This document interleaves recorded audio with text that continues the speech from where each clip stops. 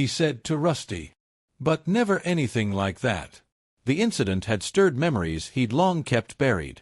25 years earlier, during his early days as a ranger, Jack had encountered a similar situation in reverse.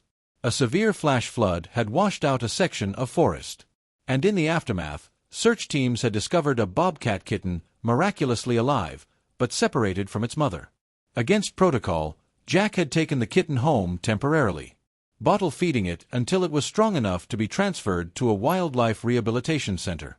I wonder, he mused aloud, staring into the dancing flames. Could it possibly be the same bobcat?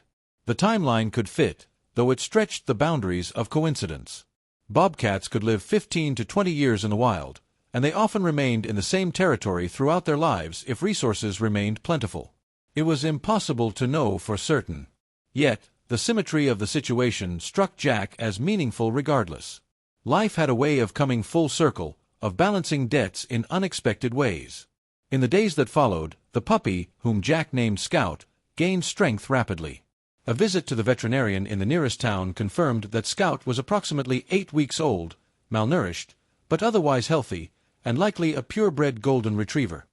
Someone abandoned this dog deliberately, the vet, Dr. Martinez, stated with barely concealed anger. You see these cases more often than you'd think. People get a puppy without realizing the commitment, then dump it when it becomes inconvenient. Jack nodded grimly. I've found abandoned pets in the forest before. Never one that was rescued by a wild animal, though. Dr. Martinez raised an eyebrow skeptically. A bobcat, you said. She shook her head. That goes against everything we know about predator behavior. I know what I saw, Elena, Jack insisted quietly. He'd known the vet for nearly 2 decades. She had treated Rusty since he was a puppy. I can't explain it either, but that mother bobcat was protecting this puppy, not hunting it. Dr. Martinez's expression softened. Life in the wild doesn't always follow the textbook. I've seen unlikely bonds form between species before, though never quite like this. She scratched Scout behind the ears, earning an enthusiastic tail wag. One thing's for certain, this little guy owes his life to both of you. As autumn deepened into winter, Scout grew into his paws and his personality. Unlike many dogs, he showed no fear of the forest, often sitting at the edge of Jack's property, gazing into the trees as if waiting for something or someone. Jack found himself watching the forest line as well, hoping for another glimpse of the bobcat mother. Though he spotted her tracks occasionally in fresh snow near his cabin, the wild cat herself remained elusive. One crisp December morning, Jack awoke to find Scout missing from his usual place at the foot of the bed. Concerned, he called for the puppy, but no pattering of paws answered him. Rusty, however, seemed unconcerned, watching Jack with his calm brown eyes from his cushion in the corner. "Where's Scout, Rusty? Do you know?" Jack asked, already pulling on his boots and jacket.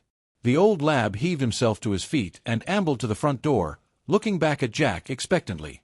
Outside, the world had been transformed by an overnight snowfall. 3 in of pristine white powder covered the ground, and Jack immediately spotted Scout's small paw prints leading from the porch toward the forest edge. Feeling a prickle of unease, he followed them, calling the puppy's name. At the tree-in, Jack stopped short. There in the snow was Scout, sitting perfectly still, facing the forest. And before him, equally motionless, sat the mother bobcat. Neither animal made a sound as they regarded each other across a small clearing, separated by perhaps 10 feet of open ground. Jack held his breath, afraid to disrupt whatever silent communication was taking place. After what seemed like minutes, but was likely only seconds, the bobcat took a step forward, then another, closing the distance between herself and the puppy. Scout remained sitting, his tail now sweeping a small arc in the snow. Not the frantic wag of excitement, but a gentle, deliberate greeting. When the bobcat was just 2 feet away, she paused, then lowered herself into a crouch, her eyes never leaving the puppy's. From the cover of a juniper bush nearby came movement, and Jack watched in amazement as 3 half-grown bobcat kittens emerged cautiously. They approached Scout with the same curiosity they had shown in the den, circling him, occasionally touching noses. The scene before him defied explanation. Yet Jack understood he was witnessing something profound, a reunion or perhaps a farewell. The mother bobcat had not simply saved Scout's life through some momentary aberration of instinct. She had formed a connection with him, one strong enough to bring her back to the edge of human territory despite the risks.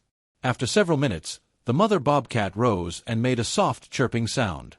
Her kittens immediately responded, breaking off their inspection of Scout and returning to her side. With one last long look at the puppy, she turned and led her family back into the forest depths, vanishing as silently as they had appeared. Scout watched them go, his young face somehow solemn in a way that belied his age. Only when the last trace of the wild cats had disappeared did he turn and trot back to Jack's side, pressing against his leg as if seeking reassurance. "You've got family in these woods, Scout," Jack said softly, kneeling to embrace the puppy. "And so do I." Spring came to the mountains with a riot of wild flowers and bird song. Scout, now nearly full-grown, had become Jack's constant companion on his daily hikes, showing an intelligence and awareness of the forest that impressed even the experienced ranger. "You're a special one," Jack often told him, watching his Scout navigated the trail with confidence, occasionally stopping to point out wildlife that Jack might have missed. Rusty had taken to the role of elder statesman, watching Scout's antics with dignified tolerance and occasionally joining in when his old bones allowed. The three of them had formed a family of sorts, filling Jack's once quiet cabin with warmth and purpose. On a particularly beautiful May morning, Jack decided to hike to a small meadow where he knew wild flowers would be at their peak. Scout bounded ahead on the trail while Rusty followed more sedately beside Jack.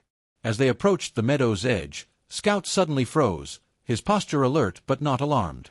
Jack followed his gaze and felt his heart swell with emotion.